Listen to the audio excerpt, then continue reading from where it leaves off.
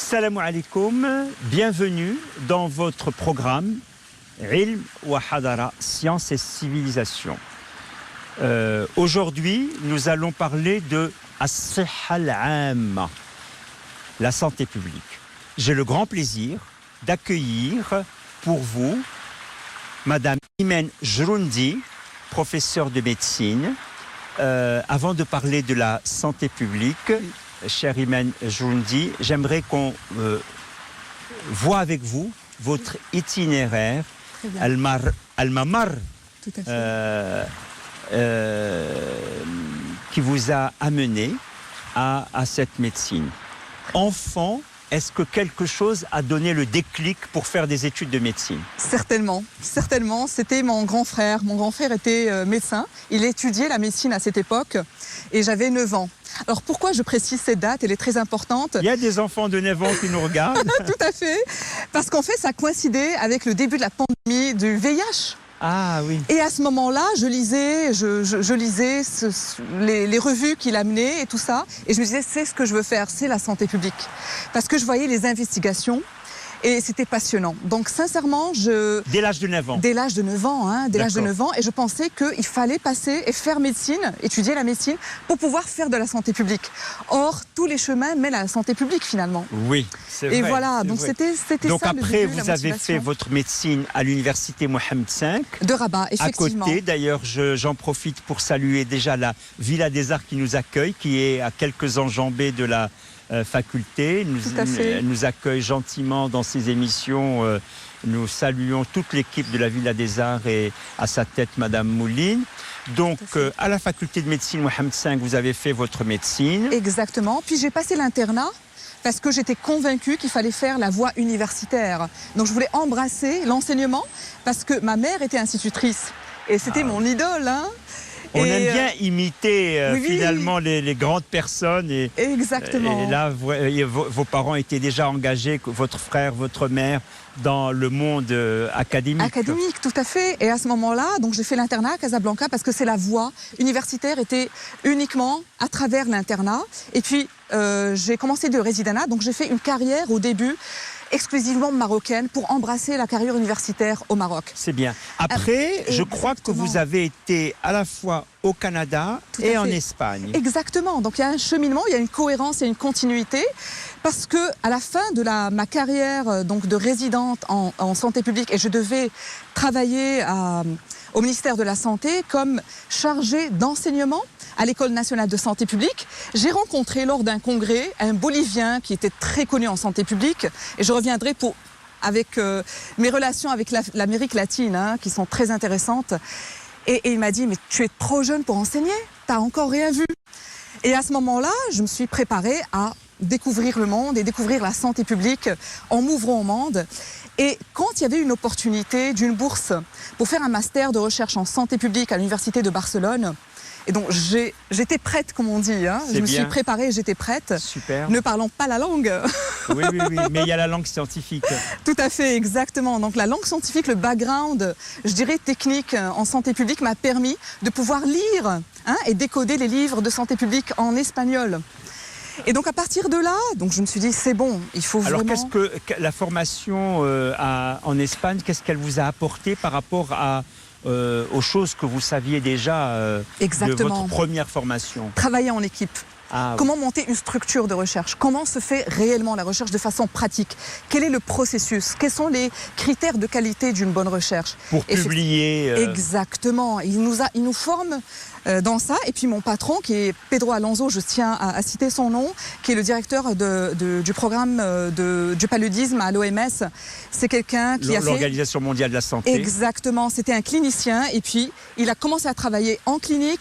Et puis, à partir de là, il a construit un centre de recherche en milieu de nulle part au Mozambique. Et donc j'ai fait une rotation là-bas, hein. J'ai fait un stage là-bas. Ah, vous êtes passé par le Mozambique? Exactement. Ah oui.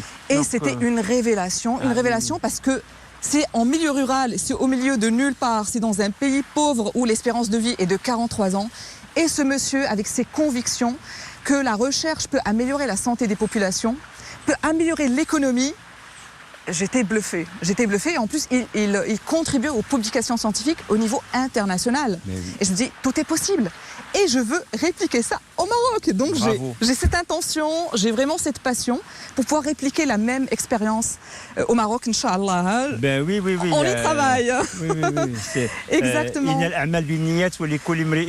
Tout à fait. Donc vous avez l'intention et puis c'est déjà un immense engagement. Exactement. Revenons donc, j'ai compris, en Espagne, vous apprenez à travailler en équipe et Exactement. puis vous avez aussi l'opportunité d'aller au Canada. On reviendra sur la santé publique dans un instant. En fait, de faire un doctorat déjà, de faire un doctorat où je me suis spécifiée dans l'étude de l'épidémiologie et les facteurs de risque des maladies infectieuses respiratoires pédiatriques chez l'enfant de moins de 5 ans. Pourquoi ? Parce que c'était la première cause de mortalité infantile à cause des maladies infectieuses au Maroc à l'époque, dans les années 80. Et justement, il y a une amélioration de la prise en charge avec l'antibiothérapie auquel on avait accès, avec la vaccination qui a été introduite en 2011. Et donc voilà, c'était mon... Aujourd'hui, vous avez vu que cela ne vous a pas échappé, vu votre spécialité, que les bronchiolites sont déjà une maladie respiratoire très contagieuse. Tout à fait. Et aujourd'hui, cette maladie, malheureusement, fait des ravages. Exactement, parce que la prise à revanche, en fait, quand la Covid est venue, elle s'est mise en retrait, elle s'est dit, on va observer qu'est-ce qui va se passer. Et puis après, elle est revenue vraiment assez virulente, mais aussi un relâchement des mesures d'hygiène, c'est-à-dire on ne se lave plus les mains comme pendant la première vague de la pandémie. Donc les mesures d'hygiène aident énormément. Et effectivement, et c'est malheureux, on n'a pas encore un vaccin contre le RSV, contre le virus respiratoire syncytial, qui est l'agent viral responsable des bronchiolites aiguës. Mais on est en train de travailler et je suis en train de publier avec l'équipe de Barcelone un papier sur ça pour faire un plaidoyer sur la production d'un vaccin qui peut être utile et efficace pour les pays en développement. Il faut bien entendu qu'on puisse l'acheter, assurer la pérennité de l'achat et assurer une équité dans l'approvisionnement de ce vaccin avec tous les pays africains qui souffrent beaucoup de cette infection.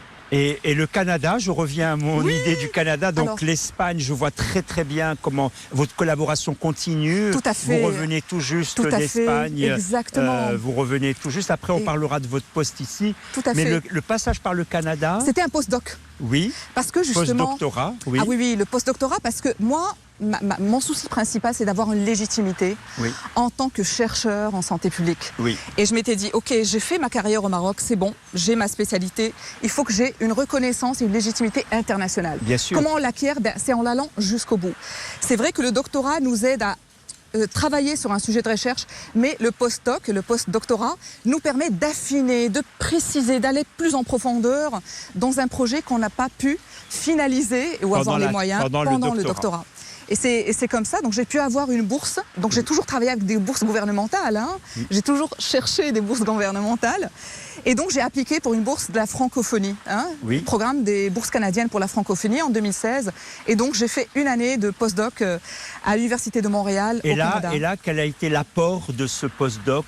Donc la précision, j'ai compris. Exactement. Mais cette précision, et c'est peut-être le moment maintenant pour nous de nous arrêter sur ce titre santé publique. Exactement. Parce que tout à fait. c'est une santé qui a plusieurs causes. Exactement. Il y a les déterminants sociaux. Tout à fait. Il y a les déterminants environnementaux. Tout à fait. Il y a l'hygiène. Exact. Il y a la malnutrition. Il y a parfois les conflits armés comme à l'est du Congo, comme en Ukraine. Même avant la guerre en Ukraine, il y avait précisément des gens qui mouraient de rougeole parce qu'il n'y avait pas eu de vaccin. Le problème, c'est que souvent les gens disent mais la santé publique embrasse trop et on ne voit pas en quoi elle consiste. Je vois. Qu'est-ce que vous répondez à ces gens-là ? Je réponds à ça, il faut voir, il faut structurer. Il ne faut plus voir les choses de façon éparpillée, de façon verticale. Genre, moi, je m'intéresse à la santé maternelle, je m'arrête à ça. Non, il faut voir vraiment les choses de façon horizontale et travailler sur les différentes strates des déterminants sociaux de la santé. Il est intéressant de travailler, c'est pour ça que vous allez voir dans le cheminement de mes publications, j'ai commencé par travailler au lit du malade, c'est-à-dire m'intéresser aux déterminants individuels de la santé, qui englobe l'hérédité, qui englobe l'âge, qui englobe la malnutrition. Et puis après, une fois qu'on a vu ça, on passe au milieu de vie. Dans le milieu de vie, il y a l'environnement, hein, n'est-ce pas? Nous ne vivons pas seuls. Il y a le niveau socio-économique, effectivement. Il y a le Nous ne milieu de sommes vie. pas des individus isolés. Mais non, on subit notre environnement, on subit notre milieu de vie. On est le en choisit pas. interaction. Exactement. Oui. Ben, en L'interaction peut être néfaste. problématique. Exactement. Où elle peut améliorer la qualité de vie? Ben, vous voyez pas mal de personnes qui vivent dans les pays riches, descendent dans les pays ensoleillés, Oui. hein, et ils améliorent la qualité de vie et leur santé, n'est-ce pas? Oui, oui, oui. Il y a des gens qui n'ont pas les moyens, qui n'ont pas cette capacité, et à ce moment-là, Tout on à voit fait. qu'ils subissent leur environnement. Oui. Donc à partir de là, on se dit, ok, mais l'environnement, il est dirigé et géré par qui? Ben, finalement, par des organisations. Oui. Et finalement, on se rend compte que ce n'est pas uniquement le ministère de la Santé qui est responsable du milieu de vie et de la santé des populations. Il y a l'urbanisation, et je pointe le doigt à l'urbanisation. Et je pointe vous le doigt. arrête juste sur ce point avant que vous reveniez sur l'urbanisation. Santé publique, Oui, il y a parfois un iltibès, une ambiguïté. exactement. Parce que certains disent santé publique, c'est la santé dont s'occupe l'État. Mais non. Mais en réalité, c'est une santé populationnelle, c'est la santé de la population. Mais je crois que Exactement. public comprend les deux sens Oui, oui, et il faut réduire cette ambiguïté exact. pour dire qu'il s'agit de la santé de la population. Exactement. Maintenant, je vous laisse sur l'urbanisation Tout à comme fait. facteur de santé. En quel sens? Exactement. Ben justement, est-ce qu'on a assez d'espace vert pour que les gens puissent marcher, faire de l'exercice physique? Alors que souvent, on accuse les gens obèses d'être obèses parce qu'ils se nourrissent mal, ils sont sédentaires. Mais où sont les espaces où je peux marcher, Oui. pratiquer une activité physique en sécurité? N'oubliez pas l'approche genre, parce qu'il y a des femmes, elles ne se sentent pas en sécurité, Pour elles marcher, ne peuvent pas aller tout à marcher. fait. Tout à Donc fait. voilà, alors c'est ça, hein. Il y a cet enjeu-là. Donc là, c'est effectivement, il y a beaucoup d'organisations et aussi, je dirais, le ministère du Commerce. Comment il peut autoriser l'installation, la commercialisation des produits qu'on sait qui sont cancéreux, des produits qu'on sait qui sont mauvais pour la nutrition, qui contiennent beaucoup de sucre. Donc voilà, il y a des mécanismes de régulation qui sont dispersés dans la responsabilité incombe à différents ministères. C'est ça. De prime abord, on se dit ils n'ont pas de lien avec la santé, mais en fait, ils impactent la santé, forcément. Alors justement, dans la formation d'un médecin, Oui. est-ce qu'aujourd'hui encore, Oui. la santé publique est un parent pauvre parce que les voies royales, c'est l'ophtalmologie, c'est la Exactement. chirurgie, donc la néphrologie, etc. Oui. Et on se dit, la santé publique, comme ça embrasse beaucoup de choses, finalement on ne sait pas trop ce que c'est. Moi j'ai entendu beaucoup de médecins Oui. négliger un Oui. peu, au sens académique, Oui. la santé publique. Pas Oui. au sens de ce que vous dites, Oui, c'est-à-dire oui. son importance sociale, environnementale, Exact. mais au sens de la formation. Est-ce Oui. qu'aujourd'hui, les choses changent? Parce que on va revenir maintenant Oui. à votre poste qui est ici à l'université Mohammed V, à la faculté de médecine, Tout à fait. après tous ces voyages que vous avez faits. Oui. Et donc, dans votre département de médecine, Oui. est-ce que vous arrivez à faire porter cette voix Oui. de la santé publique? Alors moi, je répondrais que en fait, ça nous dépasse. Ça nous dépasse parce que c'est une tendance. Vous avez vu et vous connaissez la définition de la santé. Vous avez vu qu'elle a évolué. La définition de la santé qui a été élaborée en 1946, juste en post-guerre, Ah oui. n'est pas adaptée Non. pour cette année-là. Hein. Avec l'espérance de vie, on ne peut plus dire que c'est Exactement. la santé, je rappelle la définition de 46 de l'Organisation mondiale de la santé, un total bien-être Oui. qui n'est pas simplement l'absence de maladie. On Oui, sait oui. qu'aujourd'hui, nous vivons avec des maladies chroniques, Tout à fait. nous vivons avec l'espérance de vie fait que beaucoup de gens au-delà de 60 ans prennent des médicaments. On ne va pas dire que c'est qu'ils sont dans un total bien-être, etc. Donc effectivement, le concept de santé change. Exact. Alors aujourd'hui, Tout à fait. ma question, Exact. je la repose. Oui, oui, oui. Comment est perçue Oui, oui. la santé publique au sein des études médicales? Alors, il y a un engouement incroyable de la part des étudiants. Ah, Vous ça, ne c'est pouvez bien. pas savoir C'est un bon combien... signe. Exactement. Il y a un changement de paradigme. Pourquoi déjà? Parce qu'il y a plus de communication autour des global health, autour De la santé globale. Exactement. Et donc, il y a beaucoup d'opportunités, de bourses et d'offres et d'échanges. Donc, il y a une tendance opportuniste.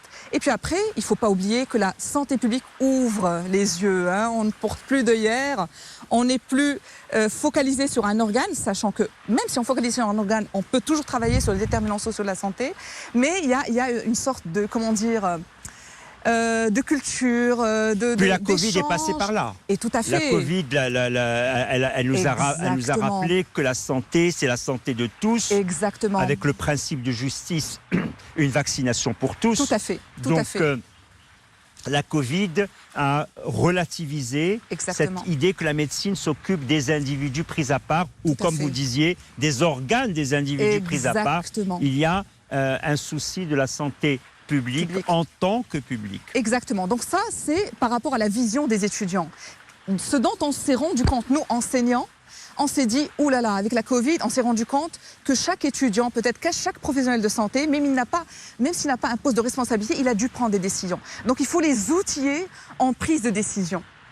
Donc voilà, alors même la qualité de l'enseignement, le contenu de l'enseignement, on doit le modifier avec la conséquence de la Covid et de la gestion de la Covid. Donc on a énormément observé les tendances, comment a été gérée la Covid par des médecins, par des santé publiques, par des politiciens, et on s'est dit, oui, il y a matière à travailler les concepts de base de santé publique et à renforcer l'enseignement de la santé publique comme outil de prise de décision et comme perspective. Parce que finalement, le médecin, il est un acteur social. Tout à fait. Ce n'est pas un expert fermé sur son domaine. Non. Il agit socialement. Et quand on va voir le médecin, on va voir quelqu'un qui va aussi tenir compte de ses vulnérabilités, qui va respecter sa dignité, ihtiram karama, c'est très important. Exactement. Et dans ce respect de la dignité, dans ce ihtiram karama, c'est d'entendre tout l'arrière-plan de ce patient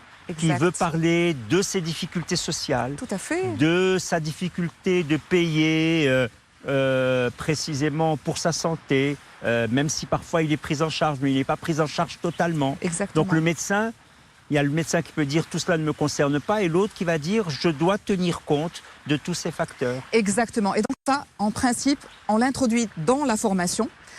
On leur apprend les analyses de Pestel, c'est-à-dire prendre en considération, quand on travaille dans une communauté, le contexte socio-économique, le contexte culturel, le contexte politique, les conditions socio-économiques, l'offre de soins, pour pouvoir les allocations de moyens pour la santé. Exactement. De quel budget dispose la santé. Tout à fait.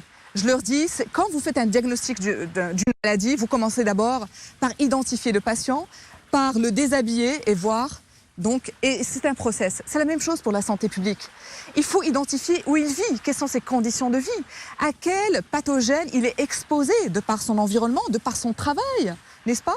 Et à partir de là, vous pouvez établir un diagnostic précis, un diagnostic sur lequel vous pouvez agir. Sur le volet recherche, sur le volet recherche, vous avez beaucoup de publications. Exact, oui. Et vous m'avez annoncé que vous avez, donc la recherche c'est toujours un travail de groupe, et qu'un de vos articles a été retenu par la grande revue Nature. Exactement, c'était ma dernière contribution, toujours avec l'équipe de Barcelone, de l'IS Global de Barcelone, à laquelle je reste fidèle, il me reste fidèle. C'est l'Institut de santé globale de Barcelone, et donc elle est liée à l'Université de Barcelone. Et donc eux, ils travaillent de façon très spécifique, et donc c'est là où j'ai appris à travailler ou sur une population vulnérable, je dirais une population mal desservie. Je crois que le terme, il faudra le changer parce que on ne veut plus les voir comme des victimes, mais des victimes du système, je dirais. Bien sûr, en situation de vulnérabilité. Exactement. Tout pas à fait. vulnérable elle-même, mais en situation de vulnérabilité. Je pense, vous qui êtes vous êtes un homme de lettres, vous savez le poids des mots, très et le important, choix des mots. D'ailleurs, par exemple, pour le handicap, on ne dit plus de personnes handicapées, mais en situation de handicap. Tout à fait, tout à fait. Et là, en situation de vulnérabilité. Exactement. Donc, on continue à travailler, mais à ce moment-là, j'ai évolué depuis 2008, où j'ai commencé ma recherche au niveau clinique, à un niveau beaucoup plus stratège, à un niveau de, je dirais, de santé globale. Parce que les déterminants sociaux de la santé, en principe, schématiquement, c'est 5 niveaux. Le premier, il est clinique. Le deuxième, milieu de vie. Le troisième, organisation. Quatrième, système. Et puis après, on a la santé globale. Et on a bien vu avec la Covid que c'est la santé globale, la diplomatie de la santé qui a joué un rôle déterminant, n'est-ce pas, dans l'accès au vaccin pour le bien commun. Et à ce moment-là, on s'est dit, OK, on va évoluer dans ce sens, on va travailler dans ce sens, et il faut qu'on ait les perspectives des pays à ressources limitées, des pays riches, et on va voir quels sont les mécanismes qui bloquent Parce qu'il faut travailler sur les blocages. Et c'est sur ça que portait cet article dans Exactement, Nature. pour voir quelles sont les menaces de la Covid, pourquoi on y a mal répondu, Oui. quels sont les mécanismes qu'on devrait mettre en place. On a les moyens d'un retour suffisant aujourd'hui pour Exactement. pouvoir réfléchir sur Tout à fait. ce qu'on a bien fait, ce qu'on a un peu manqué. Exactement. Mais moi, je pense que la réponse, elle est claire. Hein. Il faut juste vouloir la voir, Oui. vouloir l'apprendre. Ben, l'outil, c'est l'éthique de santé publique. L'éthique de santé publique, il doit garantir l'équité. Il y a des principes éthiques qui ne sont pas négociables. Voilà. Ils ne sont pas négociables en cas de pandémie. C'est l'équité des soins. L'équité C'est des la soins. dignité. C'est la bienfaisance. L'égal accès. L'égal accès aux Exactement. soins. Et L'égal donc accès. là, je pense que pour délibérer une décision en santé publique, il faut voir quels sont les principes éthiques qui ne sont pas négociables, qui doivent être garantis. Principe de justice. Exactement, d'équité, de bienveillance, de balance bénéfice-risque, n'est-ce pas, de pérennité, hein, de prendre soin des générations futures. Et donc voilà, et à partir de là, celles qui ne sont pas immédiatement dans le contexte d'une maladie donnée, de l'évolution de la maladie donnée et d'un traitement et des connaissances données, à ce moment-là, on peut toujours les revoir. Il faut être flexible. Hein. Je comprends. Par exemple, je rappelle le principe de liberté de se faire vacciner par rapport au bien commun. Alors, Oui. franchement, la Et balance est d'ailleurs, on peut penche. se demander si on peut l'appeler principe de liberté. Exactement. Parce qu'on est tous plus ou moins influencés. On est victime et vecteur. Et et donc, quand on pense que la personne agit en toute autonomie, elle agit aussi compte tenu de plusieurs références. Tout à fait. Et donc, c'est Tout des à fait. libertés toujours conditionnées. Exactement. Et là, justement, ce qui était très intéressant, quand la pandémie avait commencé, je m'étais dit comment je vais agir. Je ne vais pas laisser les étudiants livrés à eux-mêmes. Et non. Et donc, c'est l'occasion laquelle je vous avais interpellé pour m'aider à organiser les différentes sessions des webinaires d'éthique C'est vrai de que santé nous avons publique. travaillé ensemble et on a fait. J'ai pu Exactement. présenter des éléments autour de l'éthique. Si vous Exactement. voulez bien, on va Oui, continuer oui. Ça notre marche. conversation en changeant de position. Ok. Oui, vous êtes. On a beaucoup parlé des déterminants sociaux, mais la question sociale revient autrement par la responsabilité sociale de laquelle vous avez la charge. Est-ce que vous pouvez un peu me préciser de quoi il s'agit? Tout à fait. Alors, j'aimerais bien, parce qu'il y a des mots qui s'apprêtent mieux en anglais qu'en français. La traduction n'est pas toujours tout à fait juste. Alors, en fait, c'est social accountability, c'est-à-dire rendre des comptes. Ah oui, Les très bien. facultés de médecine devraient rendre des comptes à la communauté qu'elles desservent. Très bien. C'est-à-dire offrir des soins utiles, offrir des soins adaptés à la communauté qu'elle dessert. Très bien. Donc ça, c'est très intéressant. Alors, ce qui nous amène, et justement qui a amené monsieur le doyen, professeur Adnaoui, que je salue, et qui a été quelqu'un d'innovateur et de progressiste à la faculté de médecine, donc m'a chargé de déployer des activités de responsabilité sociale à la faculté de médecine pour pouvoir justement être en adéquation avec. Les besoins de la communauté qu'on dessert, que ce soit au niveau hospitalier ou au niveau communautaire. Mais moi, je me suis dit, il faut d'abord qu'on commence par notre public cible, qui sont les étudiants en médecine. Et il faut qu'on les prépare. Comment on va les préparer? En renforçant leur formation en éthique, hein, n'est-ce pas? En éthique clinique, qui sachent d'abord offrir un soin qui est éthiquement acceptable, respecter la dignité, respecter la confidentialité, voir comment, en situation de précarité des soins ou alors d'absence de ressources, hein, comment être le plus juste, le plus équitable, le plus bienveillant, réduire la malveillance. Et donc justement, on est en train de renforcer le curriculum. Il faut dire que au Maroc, l'éthique de la recherche s'est beaucoup développée parce qu'il y a des groupes qui se sont constitués, des comités locaux d'éthique dans les différents centres hospitaliers universitaires. Exactement. Mais l'éthique du soin, pas l'éthique de la recherche, l'éthique de la publication, mais l'éthique du soin ne s'est pas développée autant. Tout à fait. Il faut dire que dans plusieurs universités francophones, dans plusieurs universités qui ne sont pas nord-américaines, l'éthique clinique est le parent pauvre, je dirais, du soin. Hein.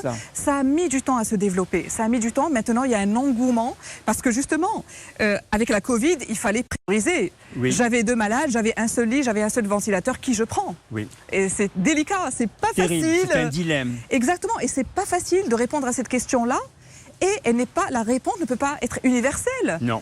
Parce qu'on ne répond pas de la même manière en France qu'au Maroc, qu'à l'Ouganda, qu'au Rwanda, qu'en Amérique latine. Et donc justement, il faut travailler à développer des curriculums de résolution de cas cliniques, d'éthique, qui soient... Et donc il faut avoir déjà une pratique de cette éthique du soin pour en situation délicate et urgente, on puisse faire fonctionner les modèles sur lesquels on a déjà travaillé. Voilà, et justement pour revenir au Canada, pendant mon stage de postdoc où je faisais de la recherche en maladies infectieuses, je me suis dit, qu'est-ce qui manque au Maroc et qu'il y a ici ? Je vais en profiter. Et à ce moment-là, j'ai abordé le bureau de l'éthique clinique de l'Université de Montréal qui pratique ça et je leur ai dit, il faudra qu'on transpose cette expérience au Maroc. Et on les reçoit la semaine prochaine. Ah, c'est très très bien. On les reçoit la semaine prochaine. Ils vont offrir toute une semaine de formation pour les étudiants, pour les enseignants et pour le public général en éthique. Ça, c'est magnifique. Alors, c'est de la collaboration, de la coopération. Exactement. Mais en même temps, je sais que vous êtes très sensible à un point, c'est que la recherche doit aussi s'initier au Maroc. C'est-à-dire qu'il ne faut pas confondre coopération, collaboration et être au service d'une recherche qui est conçue ailleurs. On a tous les moyens au Maroc pour mener une recherche au sens de prendre l'initiative de cette recherche. Tout à fait. On connaît mieux notre contexte, on connaît mieux les obstacles à une meilleure prise en charge. La constitution d'une cohorte de gens. C'est clair, c'est clair. On a tout ça, on a tous ces éléments-là. Maintenant, il faut regrouper ça dans des centres de recherche avec des personnes légitimes, des personnes compétentes, des personnes... Et voilà, donc c'est tout ça qu'il faut mettre en place. Il y en a, ils sont dispersés, il va falloir les regrouper. Et donc, plus on spécifie l'objectif de recherche, plus on est compétent. Donc ça, c'est un élément sur lequel un changement de paradigme de travail qu'il faudra qu'on adopte assez rapidement. Un autre élément aussi, vous étiez prudent en parlant d'une chose, mais moi je dirais franchement la décolonisation de la santé publique. Oui, très bien. La décolonisation de la santé publique, et justement c'est ce que j'ai été chercher au Canada. Je m'étais dit, je vais aller travailler dans un pays qui ne m'a pas colonisé, dont je n'ai pas une relation de pouvoir. Je vais vouloir casser ça. Alors à ce moment-là, comment je vais travailler, comment je vais créer des relations de collaboration avec le Canada qui ne nous a pas colonisé, ou avec l'Amérique latine, parce que je commence à travailler très étroitement avec eux, parce qu'ils ont une approche communautaire très intéressante. Vraiment éblouissante. Et je dirais que le savoir décolonial est un savoir très important dans plusieurs champs, même dans les sciences humaines, se défaire d'un modèle imposé.